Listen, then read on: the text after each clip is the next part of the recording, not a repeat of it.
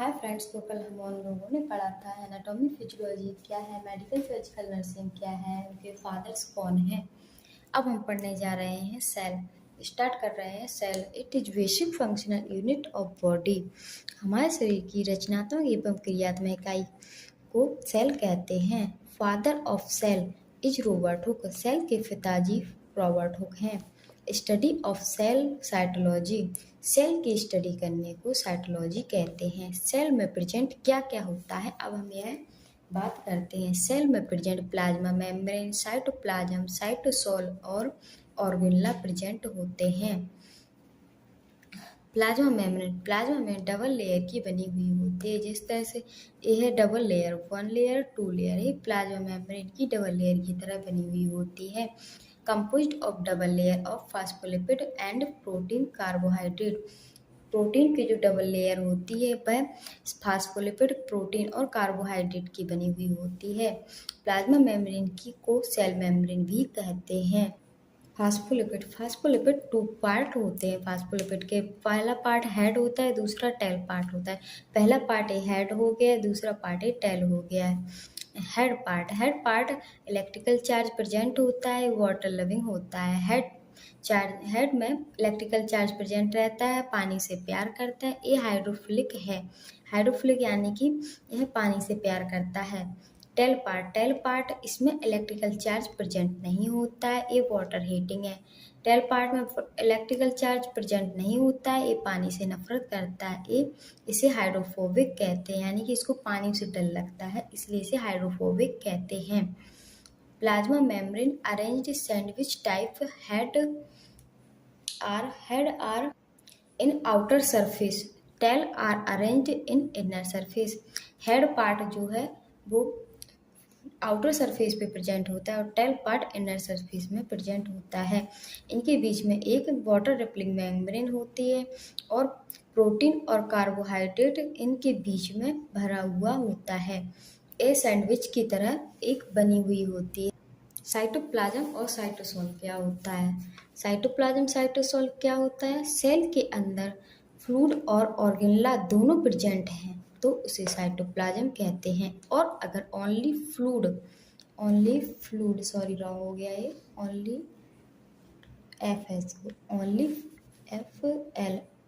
Only fluid present हो तो उसे साइटोसोल कहेंगे। ऑर्गेनेला क्या होता है। सेल के अंदर माइनर थिंग्स पाए जाते हैं, उन्हें ऑर्गेनेला कहते हैं। जैसे माइटोकॉन्ड्रिया हो गया, लाइसोसोम हो गया, ये सारे ऑर्गेनेला हैं। Plasma membrane also known as, plasma membrane को हम सेल मेम्ब्रेन के नाम से जानते हैं और इसको साइटोप्लाज्मिक मेम्ब्रेन भी कहते हैं। सेल मेम्ब्रेन ऐसी मेम्ब्रेन जो सेल के चारों ओर प्रेजेंट होती है, उसे सेल मेम्ब्रेन कहते हैं। साइटोप्लाज्मिक मेम्ब्रेन ऐसी सेल जिसके अंदर ऑर्गेनेला प्लस फ्लूइड दोनों प्रेजेंट होते हैं, उसे साइटोप्लाज्मिक मेम्ब्रेन कहते हैं। यानी कि जो सेल है ना, वो सेल के चारों ओर के मेम्ब्रेन है, उसके अंदर सेल के अंदर ऑर्गेनेला भी प्रेजेंट है और फ्लूइड भी प्रेजेंट है, दोनों प्रेजेंट हैं तो उसे साइटोप्लाज्मिक मेम्ब्रेन कहते हैं। Function of plasma membrane plasma membrane phospholipid and protein और कार्बोहाइड्रेट की बनी हुई होती है। फास्फोलिपिड इसमें प्लाज्मा मेम्ब्रेन में 40% होता है, प्रोटीन 55% होता है और जो बचा 5% होता है वो कार्बोहाइड्रेट होता है। ये एक सेल मेम्ब्रेन है। सेल मेम्ब्रेन डबल लेयर की होती है, इसके अंदर ऑर्गेनेला प्रेजेंट होते हैं। सारे ऑर्गेनेला सेल के अंदर पाए जाते हैं और सबसे बड़ा ऑर्गेनेला न्यूक्लियस होता है। सेल के अंदर जो ऑर्गेनेला है जो सबसे बड़ा न्यूक्लियस होता है, इसको हम न्यूक्लियस बोलते हैं। न्यूक्लियस ऑर्गेनेला सबसे बड़ा ऑर्गेनेला होता है। Nucleus largest organelle of cell, it discovery by Robert Brown. Nucleus की खोज रॉबर्ट ब्राउन ने सन 1831 ईस्वी में की थी। Cell of controller nucleus, cell को कंट्रोल न्यूक्लियस करता है। न्यूक्लियस न्यूक्लियस का शेप राउंड शेप होता है। It covered by nucleus membrane, जो न्यूक्लियस है, जो सेल है, सेल के अंदर न्यूक्लियस है, न्यूक्लियस मेम्ब्रेन से कवर होता है। इट कंटेन जेनेटिक मटेरियल, इसका कंटेंट जेनेटिक मटेरियल से बना हुआ होता है। जैसे कि डीएनए का जेनेटिक मटेरियल डीएनए में डीऑक्सीराइबोन्यूक्लिक अम्ल डीएनए के अंदर क्रोमोसोम्स पाए जाते हैं। फंक्शनल सब unit of chromosomes, chromosomes functional होते हैं। क्रोमोसोम्स 46 होते हैं। न्यूक्लियस एसिड का बना होता है। वो डीएनए है ना, डीएनए का स्ट्रक्चर इस टाइप का होता है। डीएनए डबल स्टैंडर्ड होता है, जहाँ पे जुड़ता है वहाँ हाइड्रोजन बॉन्ड के द्वारा जुड़ता है। डीएनए जेनेटिक इंफॉर्मेशन को कैरी करने का काम करता है। ये टेम्पलेट की तरह काम करता है। टेम्पलेट यानी कि एक सांचे की तरह काम करता है। डीएनए के पास रीग्रोथ कैपेसिटी होती है, यानी कि दोबारा से रीग्रोथ कैपेसिटी होती है, यानी कि जो सेल है, सेल अगर टूट गई है, सेल मतलब डैमेज हो गया है, स्किन का पार्ट कोई हमारा डैमेज हो गया है, तो वो कुछ टाइम बाद रिकवर हो जाएगा। जैसे हमारा हाथ है, हैंड की कोई स्किन है, स्किन डैमेज हो गई है, तो डैमेज होने के बाद वो कुछ समय बाद अपने आप से रीग्रोथ करेगी, दोबारा से वो स्किन आ जाएगी। और अगर उस सेल के अंदर से डीएनए है ना जो डिस्ट्रॉय हो जाए, यानी कि डीएनए मर जाए, तो वहाँ दोबारा से रीग्रोथ नहीं करेगा सेल। आरएनए सिंगल स्टैंडर्ड होता है। आरएनए है सिंगल स्टैंडर्ड, इस टाइप का सिंगल स्टैंड होता है। और डीएनए डबल स्टैंडर्ड होता है, यह हाइड्रोजन बॉन्ड के द्वारा जुड़ा हुआ होता है। आरएनए ओनली सिंगल स्टैंडर्ड होता है। आरएनए राइबोन्यूक्लिक एसिड है, ये न्यूक्लिक एसिड से मिलकर बना होता है। आरएनए को 3 टाइप में बांटा गया। आरएनए 3 टाइप के होते हैं, टीआरएनए, आरआरएनए, एमआरएनए।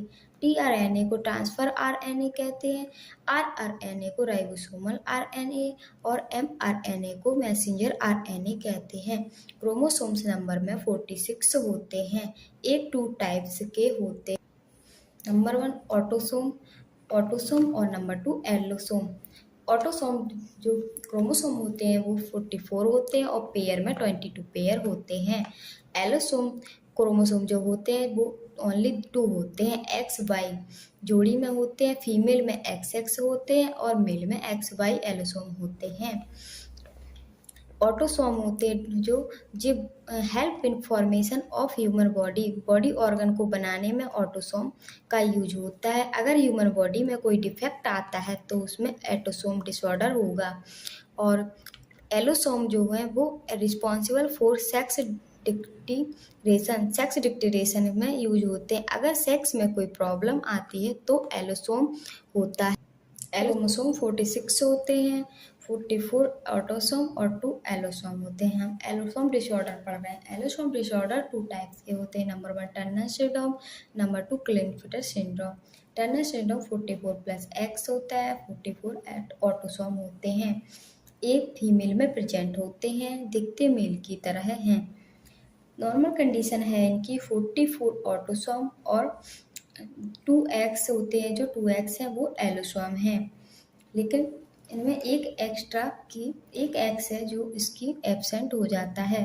इनमें एग्जाम्पल है इनका, ब्रेस्ट एब्सेंट होता है, वॉइस मेल की तरह होती है और MC एब्सेंट होती है टर्नर सिंड्रोम वालों की।